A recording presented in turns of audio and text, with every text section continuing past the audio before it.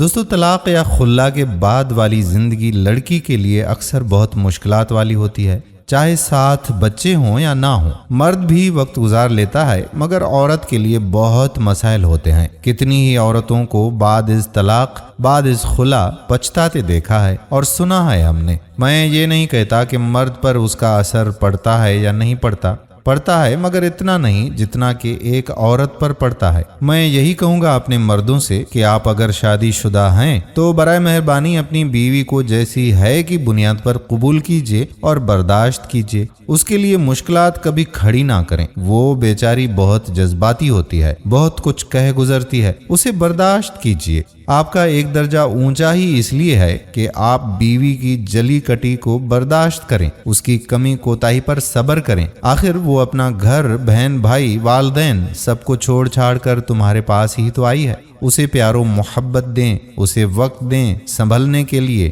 اچھائیوں پر بہت تعریفیں کریں، کوتاہیوں سے درگزر کریں۔ اور میں عورت سے بھی کہوں گا کہ براہ کرم مرد کو موقع دیں، اسے سکون دیں، کچھ لمحے اسے بھی اپنی مرضی کے مطابق جینے دیں۔ وہ صبح سے شام تک آپ کے لیے، بچوں کے لیے مزدور بنا رہا۔ اگر وہ آتے ہی باہر نکل گیا یا کسی دوست کے ساتھ مصروف ہو گیا تو فوراً نہ ٹوکیں، بلکہ رات کو لیٹنے کا انتظار کریں۔ اگر آپ کے بچے ہیں تو انہیں سلا کر میاں کے پاس جا کر لیٹ جائیں، اس سے گپ شپ لگائیں، ہنسی مزاح کیجیے، بات چیت کیجیے، چھیڑ چھاڑ میں ہی اپنی بات بھی مناسب انداز میں کہہ دیجیے۔ یقین مانیں کہ وہ آپ کی بات مان لے گا، فوراً نہیں تو کچھ دن بعد، لیکن ضرور مان لے گا۔ اگر آپ مرد پر چڑھائی کرنے کی کوشش کریں گی، موڈ بنا کر اسے بتائیں گی، چیخ و پکار کریں گی، واویلا مچائیں گی، تو مرد اسے اپنی توہین سمجھتا ہے، وہ پھر ضد میں آ جاتا ہے۔ اگر اس وقت وہ رد عمل نہ بھی دکھائے تو بعد میں آپ کو اس کا برا نتیجہ بھگتنا پڑ سکتا ہے۔ کم از کم اس کے دل سے آپ ضرور اتر جائیں گی۔ مرد پیار سے تو مان سکتا ہے